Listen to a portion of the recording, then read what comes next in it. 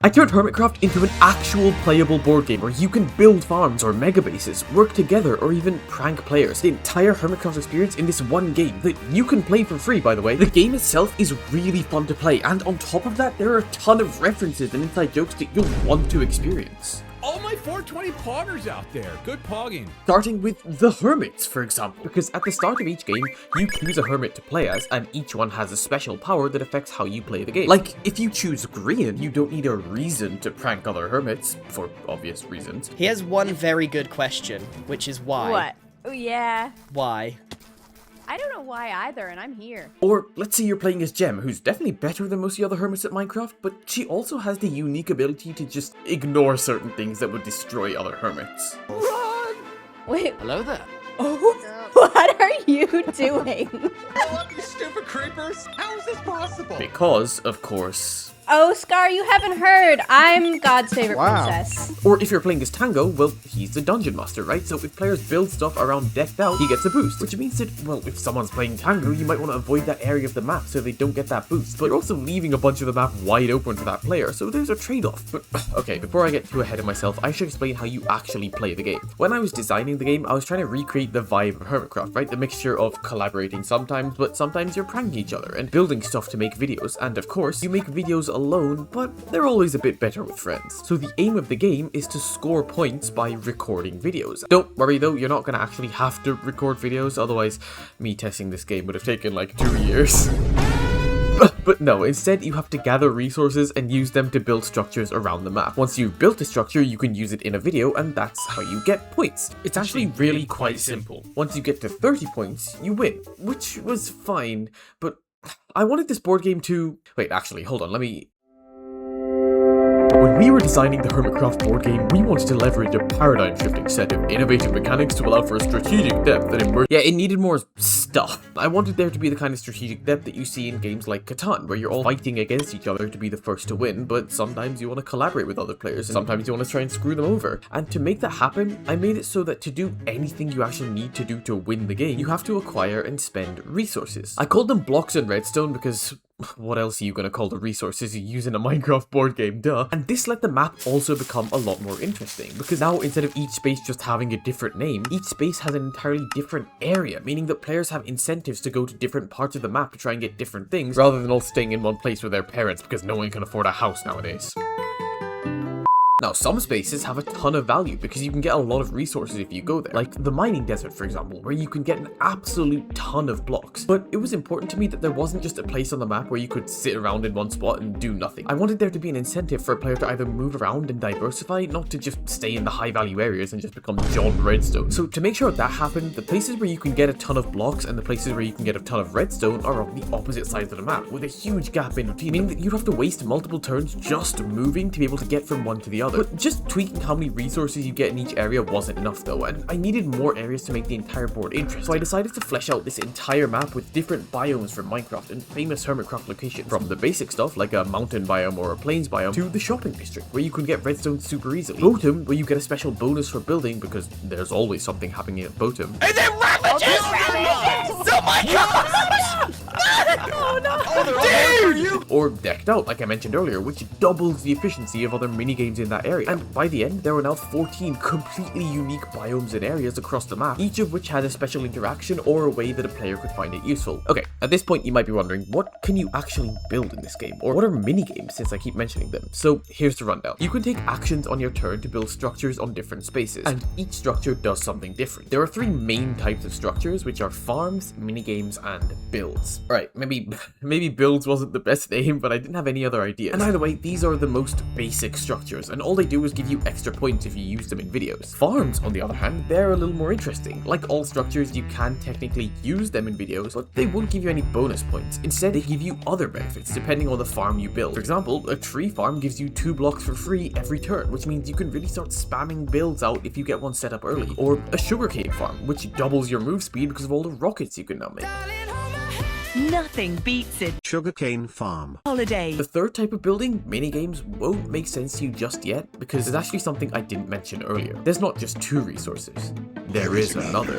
Blocks, redstone, and lore. You know I had to add lore. I mean, what did you expect? If you see my channel, lore is a special resource that's a lot harder to get than the other two, but also a lot more powerful. When you're making a video, one of the best things you can do is have a story that's told through it, and lore is my way of making that apply in the game. Now, by building special structures or taking specific actions, you can earn lore, and when you make a video, you can choose to spend some lore to get extra points. God, that does sound a little Mr. Beast build, doesn't it?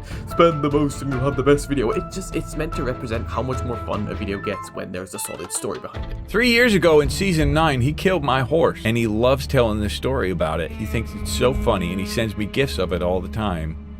So I had to get revenge. Scar, I want you to see this. You got pudding, thank you. Oh my god. This is one of the only ways to make your videos earn more points and therefore get points quicker, and since it's so valuable, it means that ways of earning lore are suddenly super important. Like, remember how I said there was a special bonus for building in Botan because there's always something happening? That was a bonus to lore. Or for example, if you start your turn in the gaming district, you automatically gain 1 lore because everyone loves watching a good minigame. Oh, and speaking of minigames, when you build a minigame structure, if any other players on that space from now on, you get 2 lore per turn, meaning finally you can effectively zone out parts of the map and try to make your opponents avoid that area. Unless, of course, you're Tango, in which case you could do that the whole time. There's another way to earn lore, which is by truly embodying a hermit, tapping into the essence of the server and collaborating. If you and another player are on the same space, you can choose to both collaborate with each other on a project and each gain double the resources from that action and gain 1 lore each. This means it's better to collaborate with another player in terms of how many resources you get. And honestly, that's a victory for the power of friendship. So cute! Or that's what it might start off as. Of course, if you're collaborating and getting double the resources, that's great, but the other player is also getting those resources, and they might be able to use them to win before you can. What if those extra blocks that you gave them are the edge that they need to crush you into the dirt? What if that extra bit of lore that they get is the 1 extra point they need to win? No, collaborating is not always the best play. Sometimes you have to be merciless, ruthless, cutthroat. Fortunately, you can do just that using the same lore you got from collaborating, by pranking. Pranks are my way of introducing a way for you to stop other players from getting an incredible farm setup and just coasting off of that for the rest of the game. Try and encourage diversity of play and resources. And since pranks cost lore, maybe even force some of you into uneasy alliances with people you'd rather not help out because there's a bigger threat in the room. You can choose to build a prank on a space you're on or a space you're next to. And when a prank is on any space, any structure that's also on that space completely stops working. A farm won't generate resources, you'll lose your double move speed, and a build on that space can't be used in a video. And on top of all of that, if any other player moves onto that space, the player who pulled the prank gets 1 lore as well. That's insanely powerful, but prank wars escalate quick on HermitCraft. I mean, we went from waxing some reeds, Just remember, snitches get stitches.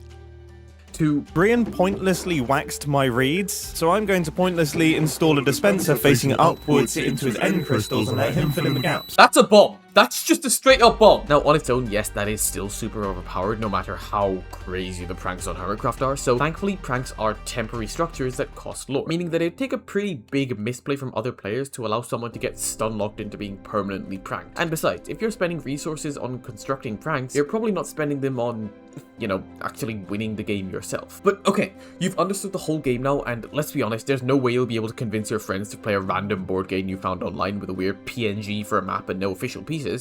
So I made it into a Minecraft map. Playing it with friends showed it was a little janky, but everything is here, gaining resources, building structures, and it's all playable in 100% vanilla from just a map download. Now, it is a tiny bit janky because I'm not good at command blocks or building, but it functionally works. You can use actions to teleport, build farms to give you resources automatically at the start of your turn, and then cash in your builds and lore for points. I had ideas for other stuff to add to the game, maybe some sort of high risk, high reward mechanic, so you can... Or maybe some other way to affect the map with your structures, like building a stasis chamber on a space that you can come back to at any point, or to steal even more from Catan, a way to procedurally generate a random board each game, so each session is different. Basically, I have a ton of ideas to improve and expand upon the game, but honestly, I think that's a good thing. Adding every little feature that I thought of would probably bloat the game beyond comprehension, and it's already pretty complicated. Okay, this is me coming back while editing, and initially here I had a whole section where I listed all the other different ideas I had in mind, but it was low-key, it was kind of boring. So you can just read this instead if you want, and if not, there's Subway Surfers or something, man, I don't know. But with those changes discarded to try and keep the game light, I think the finished product encapsulates HermitCraft really well. You go around the map building mega builds and farms, you're incentivized to keep making videos constantly because you can only spend so much lore per video, and as the session, or should I say season, goes on, your ability to move around and build becomes much more limited by time rather than by resources, like the actual server. And there's pranking and there's mini games and there's collaboration on top of all of that, just to try and really give it a mix of both the modern fun of the server as well as that nostalgia of the server's past. I think I did it. Capturing nostalgia is really hard. It's one of the reasons why you probably get emotional at any C418 song. You can try it for yourself with the world download in the description. Of course, that's only nostalgia for early HermitCraft. Imagine if you could experience the very first time you played Minecraft again. If that sounds interesting to you, click the video on screen and watch that next. Subscribe.